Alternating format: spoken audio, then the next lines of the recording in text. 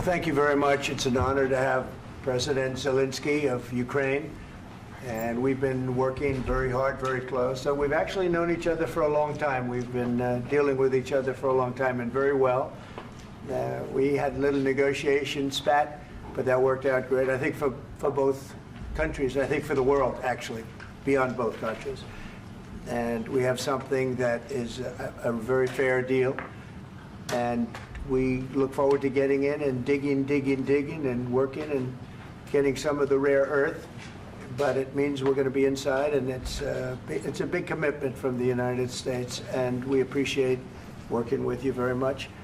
And we will continue to do that. We have had some very good discussions with Russia. I spoke with President Putin, and we're going to try and bring this to a close. It's something that you want and that he wants. We have to negotiate a deal. But we've started the confines of a deal, and I think something can happen. The big thing is the number of soldiers, mostly at this point, but soldiers being killed. You're losing thousands of soldiers. So on both sides, we're losing a lot of soldiers, and we want to see it stop. And we want to see the money get put to different kinds of use, like rebuilding. And we're going to be working very hard. But we've had a lot of very good conversations. I will say until we came along, the Biden administration didn't speak to Russia whatsoever. They didn't speak to anybody. They just allowed this to continue. And I will say that, I'll say in front of you, you've heard me say it 1,000 times, if I were president, this war would have never happened. We would have had a deal negotiated for you without having to go through what you've gone through. But your soldiers have been unbelievably brave. We've given them great equipment, but somebody has to use the equipment. They've been unbelievably brave, and we give them great credit. This was supposed to be over very quickly, and here we are 3 years later. So I give tremendous credit to your generals and your soldiers and yourself in the sense that it's been very hard fighting, very tough fighting. They're great fighters. And you have to be very proud of them from that standpoint. But now we want to get it over with. It's enough, right? We want to get it over with. So it's an honor to have you here. Thank you very much for coming. We're going to sign the agreement at the conference in the East Room in a little while, right after lunch. And we'll be having lunch together. We're also discussing some other things. And we appreciate everybody being here. It's somewhat of an exciting moment, but the really exciting moment is when they stop the shooting and we end up with a deal. And I think we're fairly close to getting that, and an honor to have you. And please, you'd like to say something? Yeah, thank you so much, Mr. President. Thank you for invitation. And really, I hope that this first document, will be first step to real security guarantees for Ukraine, our people, our children. I really count on it. And of course, we count that America will not stop support. Really, for us, it's very important to support and to continue it. I want to discuss it with details further during our conversation, and of course, the infrastructure or security guarantees. Because for today, I understand what Europe is ready to do. And of course, I want to discuss with you what United States will be ready to do. And I really count on your strong position to stop Putin. And you said that enough with the war. I think that is very important, Ben, to say these words to Putin at the very beginning of war, because he is a killer and terrorist. But I hope that together we can stop him. But for us, it's very important to, to save our country, our values, our freedom and democracy, and of course, no compromises with the killer about our territories. But it will be later. And of course, what I wanted, we spoke about it by phone with you, about the drones production. We have very good drones production. I think the best one in the world for today because of the war. Yes, and of course, we need very much the air defense. You have the best air defense in the world, and really you helped us under attacks of Russians. And I want to speak how we can exchange the licenses. We're open to share the licenses of all our drones with you, of course, with the United States. And we need licenses for quick production of air defense. Even after the war, we need our nation to be calm, that we are secure. So that's why we need this air shield. And of course, about this I want to speak about the contingents. I think that France and UK already spoke to you, and we know that Europe is ready, but without the United States, they will not be ready to be as strong as we need. And the last point, last not least, about exchange, about our people and children.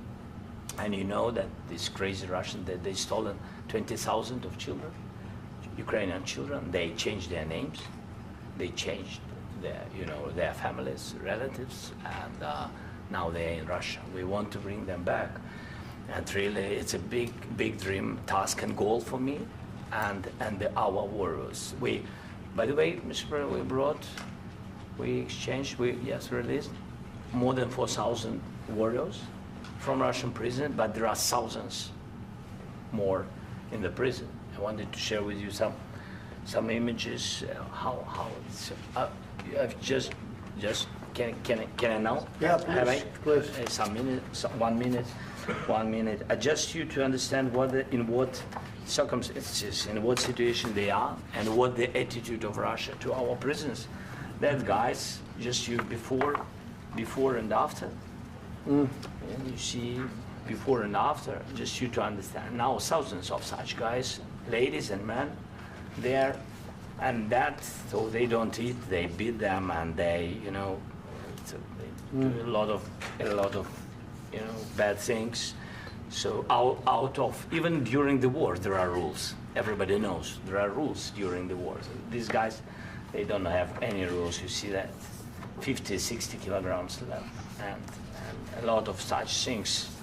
And I didn't want to show you what the changes with images of children, because I will just share with you. And I mean, it's looking tragic. Yep, that's tough stuff. I wanted very much to give you, and you see. Yeah. This is pastor, by the way. They stolen pastors because it's not Russian church. They stolen pastors and moved pastors to the prison. At the end of last year, we brought 3 pastors, and we could exchange them. And this is pastor, you see. Yeah, that's tough. Yeah. So I mean, this I wanted to show you, and this. So thank you very much. We want to get that ended, right? Yeah. Of course. We And want. I think we will. And We have to, of course. do you have any questions, please? Mr. President. Thank you, Mr. President. With how much money is the U.S. going to put into the fund that is being created today, and how does this provide long-term security for Ukraine? Well, we don't know exactly how much, because we're going to be putting some money in a fund that we're going to get from the raw earth that we're going to be taking and sharing in terms of revenue. So it's going to be a lot of money will be made from the sale and from the use of raw earth. And as you know, our country doesn't have much raw earth. We have a lot of oil and gas, but we don't have a lot of the raw earth. And what we do have is protected by the environmentalists, but that can be unprotected, but still it's not very much. They have among the best in the world in terms of raw earth. So we're going to be using that, using it for all of the things we do, including AI and including weapons and the military, and it's really going to very much satisfy our needs. So it's something that just worked out really well. We have a lot of oil, and we have a lot of gas, we have a lot, but we don't have raw earth. So this has just about every component of the raw earth that we need for computers, for all of the things we do.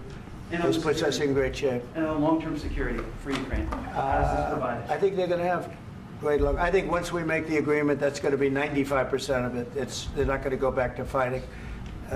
I've spoken with President Putin, and I feel very strong. I've known him for a long time, and I feel very strongly that they're very serious about it, and we'll make a deal. And when the deal is made, I don't think, we talk about security. Everyone's talking about the other day, all they talked about was security. I said, let me make the deal first.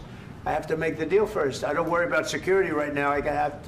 We have to have a deal, because right now, last week, 2,000 soldiers died on both sides. 2,000. And they're losing 1,000, 2,000, 3,000 a week. So as we sit here and we talk, people are getting shot and dying on the battlefield. And, you know, they're not American soldiers, but they're Russian soldiers and they're Ukrainian soldiers, and we want to be able to stop it. And we want to be able also to spend money on other things. We don't want to, this is a tremendous amount of money. And what the Biden administration did was terrible. They were giving money, but he had no security on the money. Europe, as you know, gave much less money, but they had security. It was in the form of a loan. They get their money back, and we didn't. And now, at least we're protected because the American taxpayer has to be protected too. But this is an incredible agreement for Ukraine because we have a big investment in their country now, and what they have, very few people have. And we're able to really go forward with very, very high-tech things and many other things, including weaponry that we're going to use in many locations, but that we need for our country. Mr. President, This allows us to do that. will you continue I'm sorry. sending military aid? Yes, go ahead, please. If I can just, yes. In the document, there is one of the very important points. If we speak about business and investment, we never had LNG terminals in Ukraine. This document will open. I mean, the next documents, but anyway, here we see in the framework, we see really goodwill for this. LNG terminals for us is very important, and I think for security of European continent. We have the biggest storage, gas storage. We have the biggest in Europe. Yes, and we can use it for LNG, use it for LNG, and we will do it. And really, we can help Europe because Europe really helped. President Trump said that they made less support, but they are our friends and they are our very supportive partners. They really gave a lot, Mr. President. They did. They gave a lot, but they gave much less. No. Much less. No. No. No, not you. No. Okay. Okay.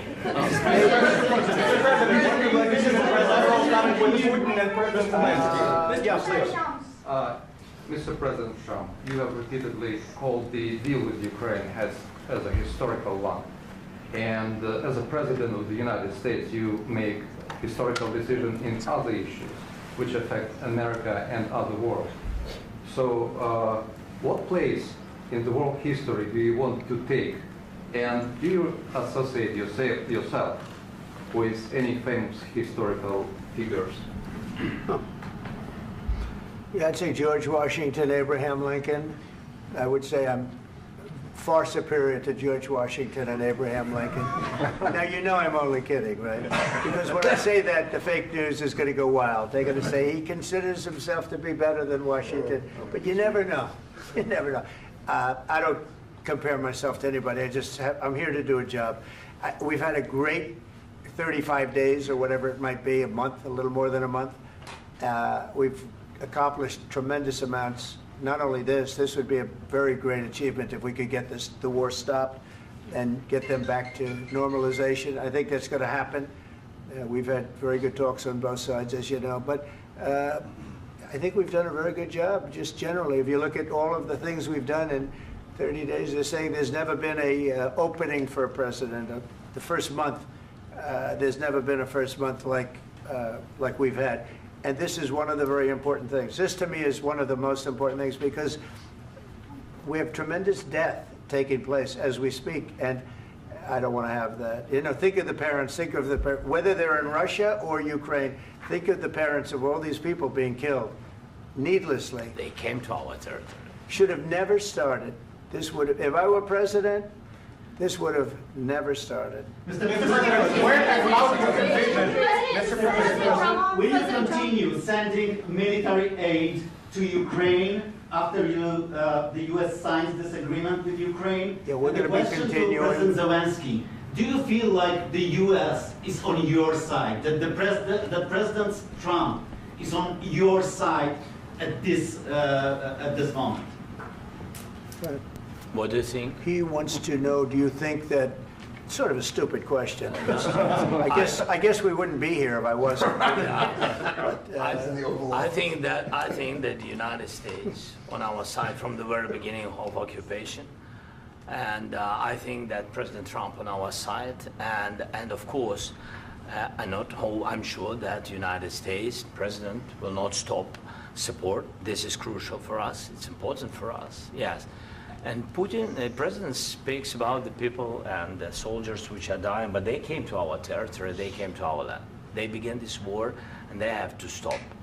And I think this is the question, with really the most important question.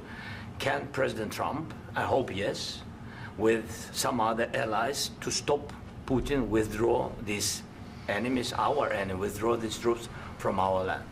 And I think that you asked about the history, I think that if President, or when, he will stop Putin, if President Trump will bring peace to our country, I think he will be on this wall. I think. We've had very, very good talks. What about military aid to Ukraine? President Zelensky just said that there will be no compromises with Vladimir Putin. I just wanted to ask both of you. Firstly, are there compromises that you think that President Zelensky is going to have to make? And President Zelensky, is there anything that you might be thinking that you may be able to offer or bring to the table, for example, elections? Thank you. I think you're going to have to always make compromises. You can't do any deals without compromises. So certainly he's going to have to make some compromises, but hopefully they won't be as big as some people think you're going to have to make. That's all. That's all we can do. I'm here as an arbitrator, as a mediator to a certain extent between two parties that have been very hostile, to put it mildly. They've been very hostile. There's been a vicious war. There's been a vicious war. You know, it's a very level battlefield, and those bullets go out, and as I've said many times, we were talking about it with Pete, many times the only thing stopping those bullets is a human body. And in the case we're talking about, generally young human bodies are stopping a lot of bullets. It's dead level. That's why it's great farmland. It's great land. It's great farmland, but there's very little protection against the bullets that are being, and other things that are being shot. So all I can do is see if I can get everybody at the table and get an agreement. And I think we're going to end up with an agreement. Otherwise, I wouldn't probably be even here today. Mr. President, I've got two questions for you. You think ultimately your legacy will be the peacemaker and not the president that led this country into another war and ended foreign wars? And I've got a question. I hope it will. I mean, I hope I'm going to be remembered as a peacemaker. This would be a great thing if we could do this. I'm doing this to save lives more than anything else. Second is to save a lot of money, but I consider that to be far less important. So I hope I'm going to, thank you, Brian, for that question. It was a nice question. I hope I'll be known and recognized as a peacemaker. This would be a great thing to solve. This is a very dangerous situation. You know, this could lead to a third world war. This was headed in the wrong direction. If this election were lost, if we didn't win this election, and by the way, we won it by a lot. That was a mandate. We won every swing state. We won the popular vote by millions and millions of votes. We won everything. The districts, you look at the areas of red, take a look at a map. This was a big mandate, and this was one of the things. I said, we're going to get this thing settled.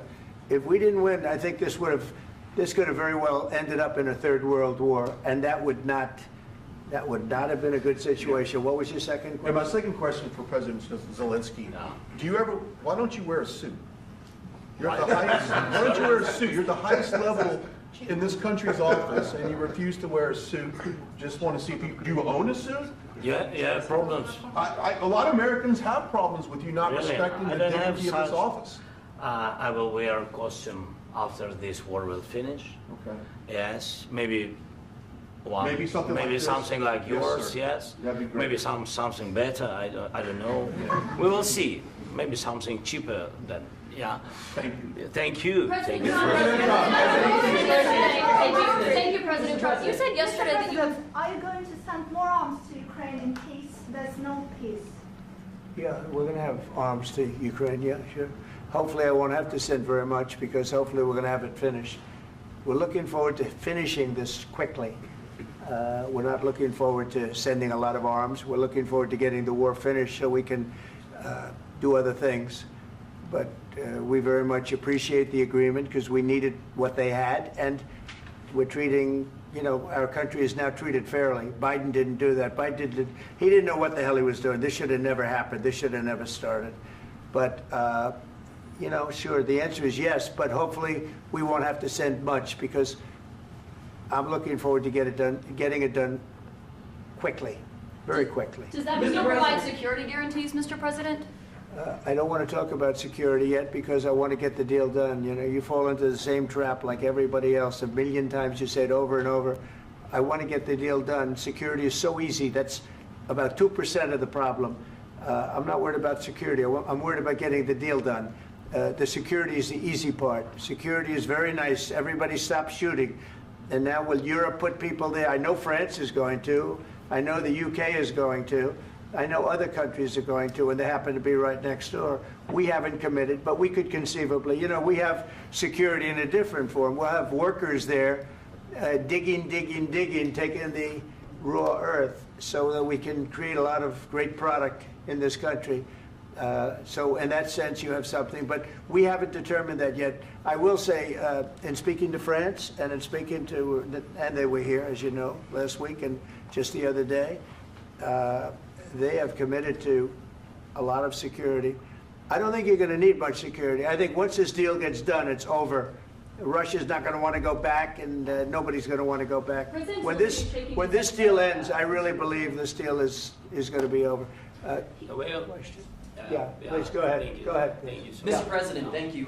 You had Mr. Macron and Keir Starmer at the White House this past week, both of whom praised your courage and conviction to lead the pathway towards peace. Yes. Part of that involved, though, re-engaging Russia in diplomatic relations, something that previous leaders lacked the conviction to do so. What gave you the moral courage and conviction to step forward and lead that? Well, I love this guy.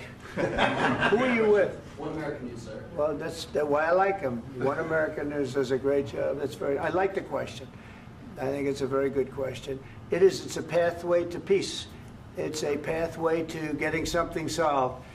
And I feel that as the head of this country, I have an obligation to do that. Plus, you know, we're very much involved. We got involved. It's too bad we got involved, because there should have been no involvement, because there should have been no war. And there shouldn't have been October 7th. That would have never happened. As you know, Iran was broke. They had no money to give to Hezbollah. They had no money to give to Hamas. They were stone cold broke. And then under Biden, they became rich as hell. They went from no money to $300 billion in a period of 4 years. And they gave a lot of that money away, and you see what happened. And that's a real mess also that we hope to be able to solve. But no, I appreciate your question very much. It's just, I feel I have an obligation to try and do something to stop the death. If I can answer, yes, if I can answer, Please, sorry, please. please. And I do like your clothing, by the way. Yeah, really? Even though I think he's a great guy, by the way. But I don't know if you two like each other. But you know what? I think he's dressed. I like this guy. I think he's dressed beautiful. So I have more serious things than answer on such Yeah, question. sure, I will answer on more That's serious a good question statement. if I can. Yeah, so please, about security guarantees and about just ceasefire. We can't just speak about ceasefire and speak and speak. It will not work. Just ceasefire will not never work, because I'm like the president. I have this experience, and not only me. Ukraine before my presidency, from the 2014, Putin broken 25 times. 25 times he broken his own signature. 25 times he broken ceasefire. But he never broke to me. He never broke to me. No, you were the president. You were the president during. He never broke to me. In 2016, you've been the president, Mr. President. You've been the president, but he had, of course, not with you, but he had during those period. He had conversations with our side, and we had Normandy format. You know, the France, Germany, Ukraine, and Russia, and he broken 25 times. That's why we will never accept just ceasefire. It will not work without security guarantees. Security guarantees, maybe President is right about this document and other, but this document is not enough. Strong army is enough, because his soldiers afraid, Putin's soldiers afraid of our soldiers when we're strong enough. If we are not strong enough, if we are empty, if our storage is empty, we can't defend our land. Today, you know, he knows that we have all the world knows that we have meeting, yes? Why he's using ballistic? Putin today using ballistic on our hospitals, schools, and etc. Ballistic. So he knows that we are here and that President Trump is really have goodwill to stop this war. And you hear now the president. So why he's using? So he doesn't want to stop. He doesn't want. But I hope that we will do it. Really, we'll do it. Security. When we speak about security guarantees, when the Europeans are ready for contingents, they need USA backstop. If there will not be United States, we will not never have any contingents, strong contingents from the Europeans, because they don't want to divide alliance connection between the United States and the main and strongest ally and Europeans. And this is crucial, this is important. That's what we want to speak about very much. This is very important. And air defense. So air defense, really, we have big deficit with all these systems, and we need to provide this. We need it very much. Otherwise, Putin will never stop, and will go further and further. He doesn't want. He hates us. You know, it's not about me. He hates Ukrainians. He thinks that we are not a nation. He thinks, and he shared these thoughts. I think maybe with your team also. I don't know, but with all the Europeans, in media, officially and not, he always said that there is no such country, such nation, such language, and such life like Ukrainian. No, he really doesn't respect all the Ukrainians, and he wants to destroy us. And you are right, Mr. President. That's 2%. This document, maybe other documents, it's a very good start, very good, but it will not enough to stop this person.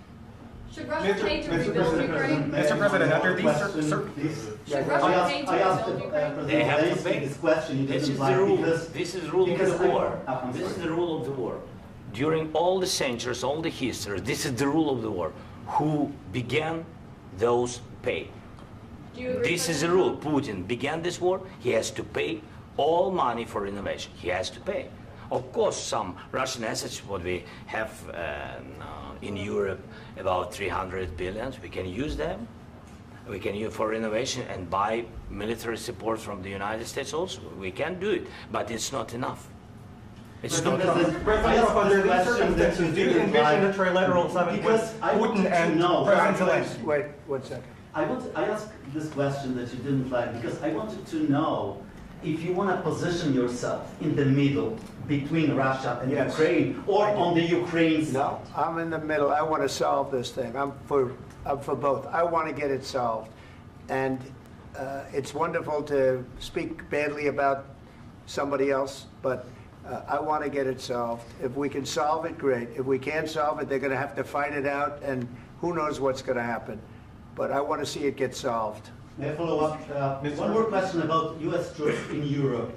After Russian invasion of Ukraine, your predecessor sent additional troops to Eastern Europe, including Poland, my country. Yeah. Are you committed to keeping these troops on the eastern flank of NATO in the future? I'm very committed to Poland. I think Poland has really stepped up and done a great job for NATO. They, as you know, they paid more than they had to. They are one of the finest groups of people I've ever known.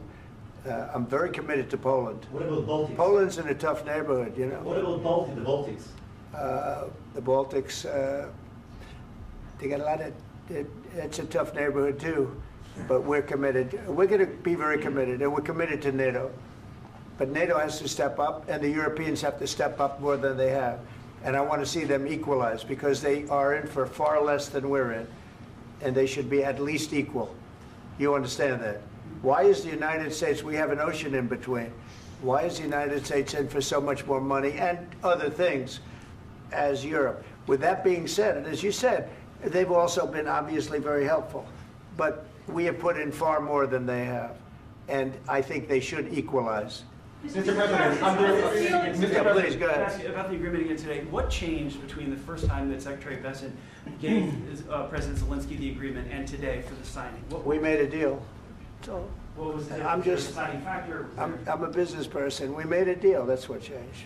Along with minerals. I didn't think we were going to make a deal, and We ended up making the deal, so that changed. Mr. President, what and how do you envision a trilateral summit with President Zelensky and Putin? I don't know, under but these well, they circumstances? don't like each other, I can tell you that. Okay? They do not like each other. This is not a love match, and it's unfortunate. That's why you're in this situation. The United States should not have allowed this to happen, okay? The United States, run by a man that didn't know much, I'm going to be very nice, run by an incompetent person, very incompetent person, should never have allowed this to happen. I've stopped wars. I've stopped many wars. My people will tell you, I stopped wars that nobody ever heard about. I stopped wars before they ever started. You can look at some of, I could give you a lot of nations that would tell you right now they were probably going to war. I could tell you right now there's a nation thinking about going to war on something that nobody in this room has ever even heard about. Two smaller nations, but big, still big. And I think I've stopped it. But this should have never happened. Mr. President, Sorry, just a second.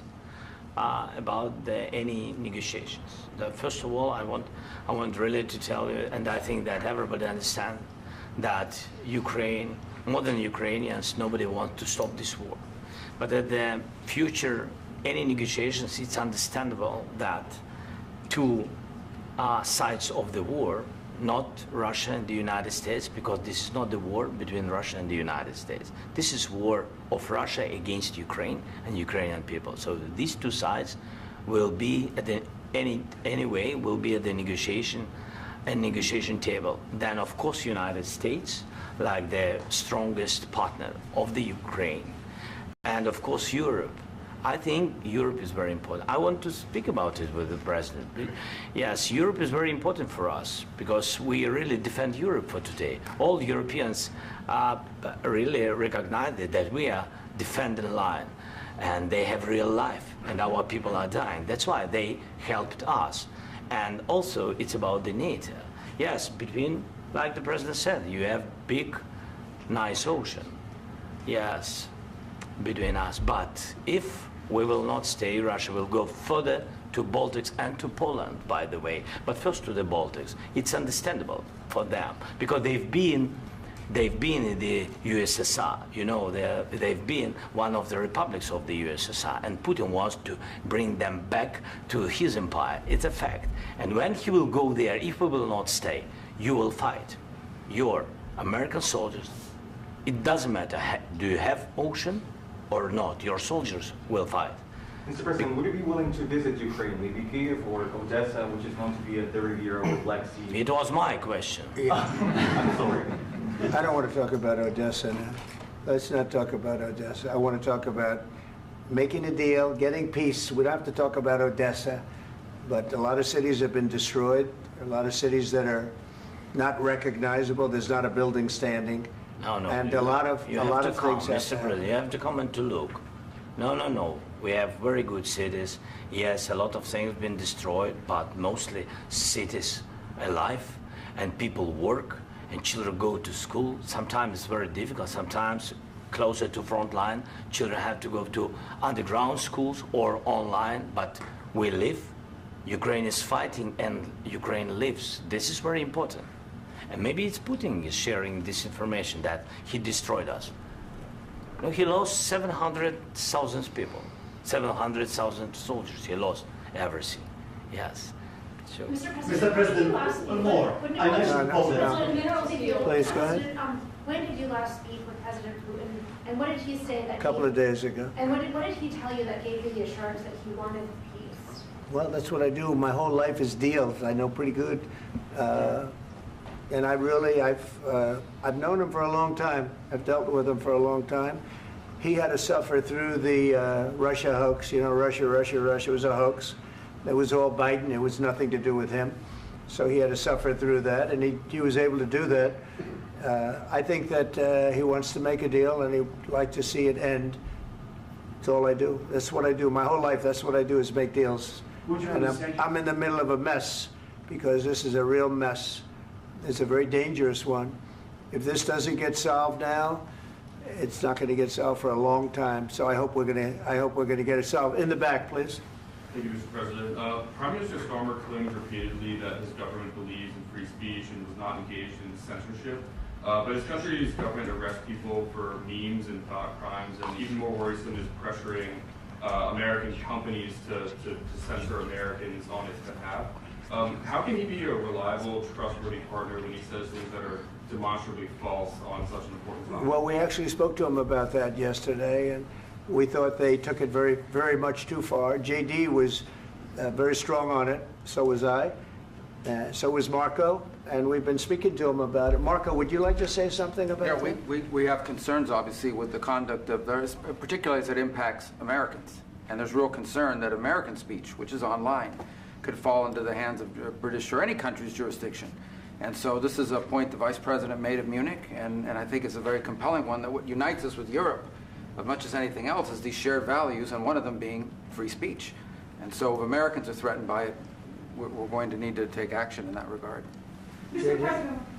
It's actually a very important question. We spoke about this in detail with the Prime Minister, the Foreign Secretary, and others at lunch yesterday. And I know that Secretary of Commerce Lutnick followed up in private meetings last night. This is really important. We believe Americans have the right to speak their mind, even if we in this room disagree with them. They have the right to speak their mind in the public square, which is often online these days. And we're going to defend that right as it pertains to American companies and American citizens vigorously if we have to. I do think that under the President's leadership, we're going to find common ground with our friends in the UK on this question, but it remains to be seen. The principle that will guide us is we believe in free speech in this country, and we'll fight for it for American citizens. Mr. President, on the deal, is there any other oil and gas component to the deal? Is it all critical? A little bit. We'll see. On LNG? But we're not really looking for that so much. We got a lot. We have more than anybody in the world, by far. So no, we're not talking about it too much, but a little bit. I think it affects also, but for the most part, no. And sir, is there any agreement from Ukraine to purchase U.S. LNG as part of the deal, or is that on the table at all? No, we don't need that. Mr. President, I just wanted to ask you about, you just mentioned that you'd spoken to Vladimir Putin a couple of days ago. Just to be clear, that's a new call, not the one that you... I've spoken to him on numerous occasions. Okay, and how was the latest call? What did you discuss? How did it go? Are you serious with that question? I am. I'd love to know. It went well. I think we're going to have a deal. On the minerals deal, Mr. President, some of those minerals are in the east of Ukraine, not far from the front lines and in areas that Russia has occupied. Will you direct President Putin to withdraw his forces from those areas if there's U.S. interest? Well, we'll take a look at the time. We have a lot of area. It's a very big area we're talking about, so we'll take a look. I'll study that and I'll see. And who would protect those minerals if they are U.S. interests? Would that be Ukrainian forces? They'll be protected. The agreement will protect them. U.S. The agreement, yeah, we're signing an agreement. Right, but what if Russia tries to invade or there's Russian aggression in those spots? I just told you, I don't think that's going to happen. And if that were going to happen, I wouldn't make a deal. If I thought that was going to happen, I wouldn't make a deal. Some people may wonder why... You know, they ought to focus on CNN on survival, not asking me these ridiculous questions. Focus on surviving, because CNN's got such low ratings, I don't think they're going to survive. Let's go. Please, go. Since I already mentioned Poland. Poland was under Russian control for decades after the Second World War. When I was a kid, I looked at the United States not only as a most powerful country, richest country in the world, the country that has great music, great movies, great muscle cars, but also as a force for good. And now I'm talking with my friends in Poland, and they are worried that you align yourself too much with Putin. What's your message for them? Well, if I didn't align myself with both of them, you'd never have a deal. You want me to say really terrible things about Putin and then say, "Hi, Vladimir, how are we doing on the deal?" That doesn't work that way. I'm not aligned with Putin. I'm not aligned with anybody. I'm aligned with the United States of America and for the good of the world. I'm aligned with the world. And I want to get this thing over with. You see the hatred he's got for Putin. It's very tough for me to make a deal with that kind of hate. He's got tremendous hatred. And I understand that, but I can tell you the other side isn't exactly in love with, him either. So it's not a question of alignment. I'm aligned with the world. I want to get the thing set. I'm aligned with Europe. I want to see if we can get this thing done. You want me to be tough? I could be tougher than any human being you've ever seen. I'd be so tough. But you're never going to get a deal that way, so that's the way it goes. All right, one more question. Hey, I will respond to this. So look, for 4 years in the United States of America, we had a president who stood up at press conferences and talked tough about Vladimir Putin, and then Putin invaded Ukraine and destroyed a significant chunk of the country. The path to peace and the path to prosperity is maybe engaging in diplomacy. We tried the pathway of Joe Biden of thumping our chest and pretending that the President of the United States' words mattered more than the President of the United States' actions. What makes America a good country is America engaging in diplomacy. That's what President Trump is doing. Can I ask you? Sure. Yeah? Yeah. Okay. So he occupied it, our parts, big parts of Ukraine, part of East and Crimea. So he occupied it on 2014. So during a lot of years, so I'm not speaking about just Biden, but those time was Obama, then President Obama, then President Trump, then President Biden, now President Trump, and God bless, now President Trump will stop him. But during 2014, nobody stopped him. He just occupied and took. He killed people. You know what the contact line? 2015.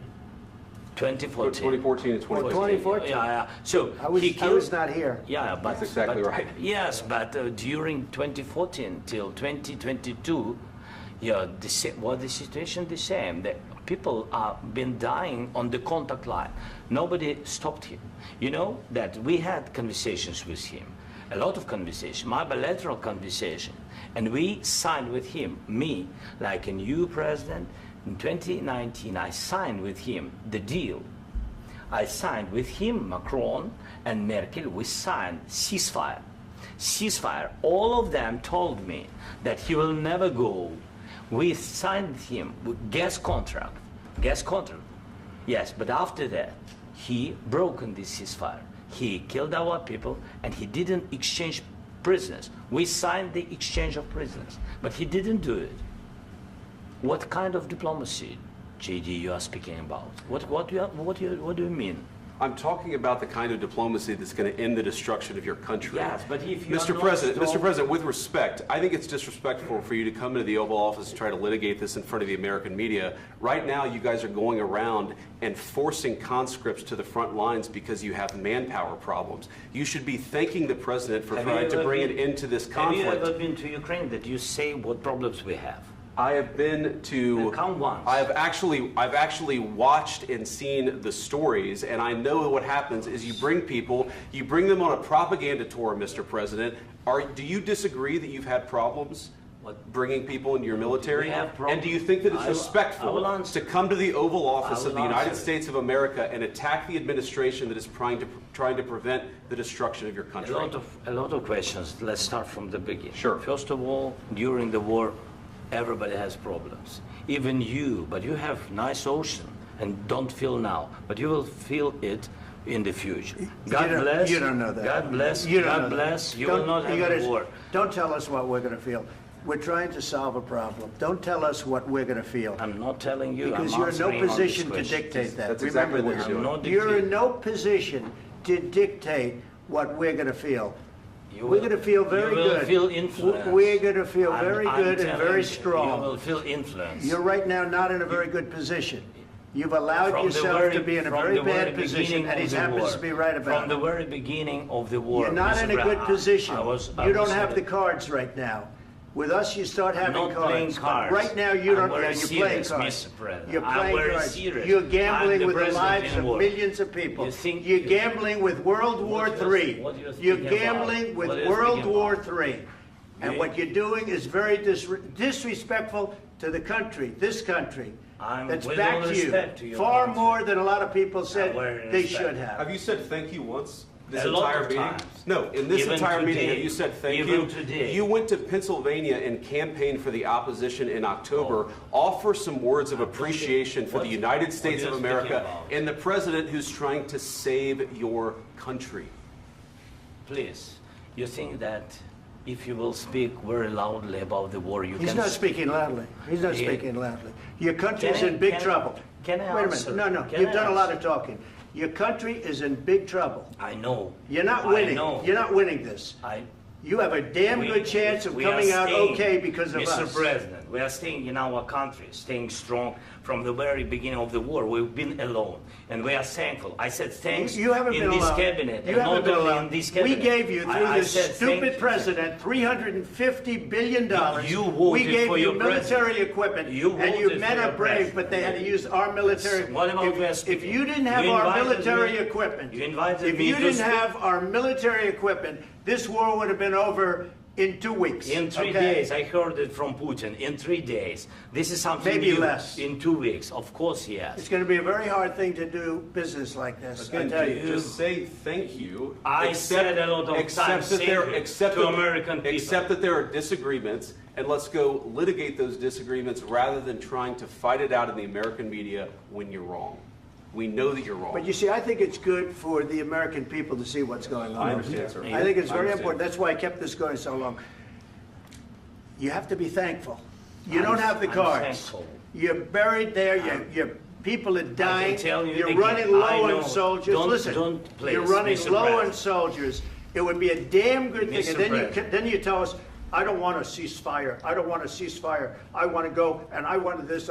Look, if you could get a ceasefire right now, I tell you, you take it so the bullets stop flying and your men stop getting killed. Of course, we want to stop the war. But you're I saying said- you don't want a ceasefire. But I said to you, I want a ceasefire. with guarantees. Because you'll get a ceasefire faster than an agreement. Ask our people about ceasefire, what they think. That wasn't it doesn't with matter me. for you what That what wasn't is- with me. It That was wasn't with you. a guy named Biden, who was not a smart person. This That is was your, with, this that was is with your Obama. president. It was your president. Excuse me. That was with Obama, who gave you sheets, and I gave you javelins. Yes. I gave you the javelins to take out all those tanks. Obama gave you sheets. In fact, the statement is, Obama gave sheets and Trump gave javelins. You got to be more thankful, because let me tell you, you don't have the cards. With us, you have the cards. But without us, you don't have any cards. One more question to Mr. Vice President.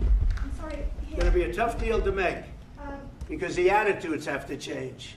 What if Russia breaks ceasefire? What if Russia breaks peace talks? What do you do then? I understand that it's a heated conversation right now. What are you but saying? what She's if asking, what if Putin Russia breaks the breaks ceasefire? What if anything? What if a bomb drops on your head right now? But they have Okay? broken ceasefire What if they broke it? many I don't know. They broke it with Biden, because Biden, they didn't respect him. They didn't respect Obama. They respect me. Let me tell you, Putin went through a hell of a lot with me. He went through a phony witch hunt where they used him and Russia. Russia. You ever hear of that deal? That was a phony Hunter Biden, Joe Biden scam. Hillary Clinton, Shifty Adam Schiff. It was a Democrat scam. And he had to go through that. And he did go through it. We didn't end up in a war. And he went through it. He was accused of all that stuff. He had nothing to do with it. It came out of Hunter Biden's bathroom. It came out of Hunter Biden's bedroom. It was disgusting. And then they said, oh, the laptop from hell was made by Russia. The 51 agents. The whole thing was a scam. And he had to put up with that. He was being accused of all that stuff. All I can say is this. He might have broken deals with Obama and Bush, and he might have broken them with Biden. He did, maybe. Maybe he didn't. I don't know what happened. But he didn't break them with me. He wants to make a deal. I don't know if you can make a deal. The problem is, I've empowered you to be a tough guy. And I don't think you'd be a tough guy without the United States. And your people are very brave. But you're either going to make a deal or we're out. And if we're out, you'll fight it out. I don't think it's going to be pretty, but you'll fight it out. But you don't have the cards. But once we sign that deal, you're in a much better position. But you're not acting at all thankful. And that's not a nice thing. I'll be honest, that's not a nice thing. All right, I think we've seen enough. What do you think? Huh? This is going to be great television, I will say that. All right. We'll see what we can do about putting it together. Thanks, sir. I need the back of We'll see. I don't know. All right, guys, come on. Wait. Hey, let's go. go. Guys, come on, let's move, please.